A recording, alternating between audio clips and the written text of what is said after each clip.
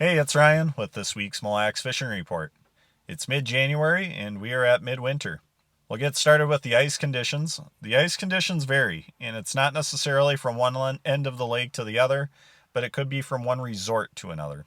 If you plan on coming up this weekend with a wheelhouse, what I would do is call ahead to whichever resort you typically go out of, and I would ask them what their conditions are and what they're allowing out as far as vehicle and wheelhouse traffic.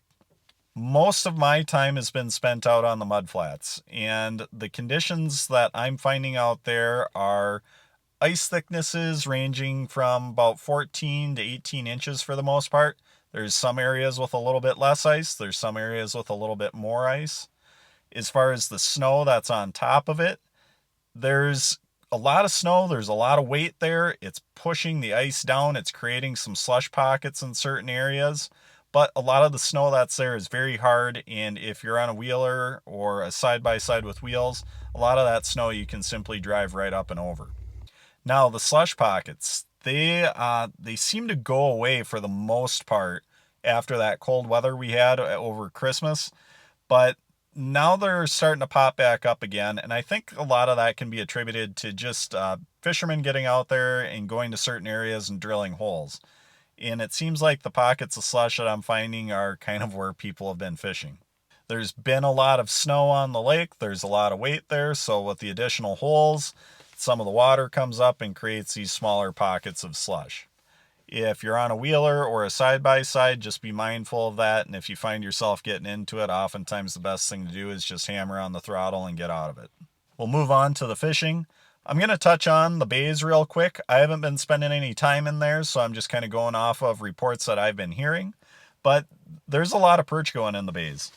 If a guy is willing to be patient and sort through a lot of little perch, there are definitely some bigger perch being caught, stuff in that 9 to 10 inch range.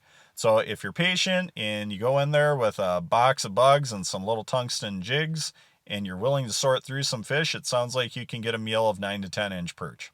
While you're doing that, a great thing to do is set up a set line. You can either throw a big fathead or a small sucker or a shiner, and a lot of times you'll run into a big northern or a big walleye also. Good areas in the bays for finding that activity are always going to be weed lines. A lot of times you'll find those weed lines adjacent to deeper water, but 12 feet of water is a good starting point. Move on to the main lake. You can really break the main lake bite down into three different sections. You'll have the rocks, the gravel bars, and the mud flats. I'll start with the rocks simply because that's where most of the traffic is going to get to at this point. The rock piles are generally within a mile or two of shore. The rock bite, once you get a lot of traffic on it, is going to turn into a morning, evening, kind of those peak hours bite, and also an overnight bite. Be ready to fish with a jigging spoon, in the sunrise, sunset, but overnight, definitely have your rattle reels down. You'll encounter all sizes of fish in the rocks. There's big ones there, there's also little ones there. I don't know how important depth necessarily is at this time just because access is somewhat limited. But if you can find a transition, that's good. But what's most important when fishing the rocks at this time with the traffic that's getting out into the lake midwinter is simply trying to separate yourself away from the crowds. So if you can get, away from the main road and away from all the other fish houses and traffic and commotion that's going on out there, that's what's really going to help as far as catching fish. The gravel bars also have a bite going. The gravel really can be broken down into two main areas that most of the fish are going to be found, and that's the tops and the edges. So what I would do is if you're going to the gravel bars, I would find the tops, especially if you can find a rock pile up on top of the bar in that 24 to 26 foot range. Those are always good this time of year. The other area is the transition. A lot of times transitions will hold the fish. That you're going to find in that 30, maybe 32 foot water range. Move on to the mud flats. The mud flats have a good bite going on. We've been catching a lot of fish out there, and it's been a lot of fun. Recently, we've had some days that weren't as good as they were the last couple weeks, but it's midwinter and that happens. I'm finding fish of all sizes. We're catching keepers, slot fish. We're also catching fish as little as 6 inches, and we're catching fish all the way up to a little over 26 inches. So there's a wide range of sizes out there, and the bite's been good. When going to the flats, you'll sometimes find fish, on top of the flat. They can be on the edge or they can be out in the deeper water in the basin. The tops are oftentimes in that 24 to 26 foot range. The edge is that 28 to 30, and the basin is oftentimes 32 foot or more.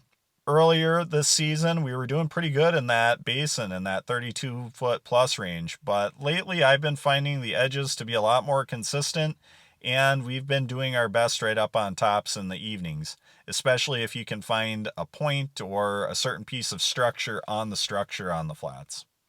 My groups have been using two techniques primarily, and that's jigging spoons and set lines, which is typical for Mille Lacs. With the jigging spoons, we're just jigging with a minnow head. Quarter ounce rattle spoon works great out there. We're using colors that are glow for the most part, glow chartreuse or plain glow. Those work great. There's a lot of snow on the ice, so it's dark down there. It's very dark. You put the camera down, you can't see very far.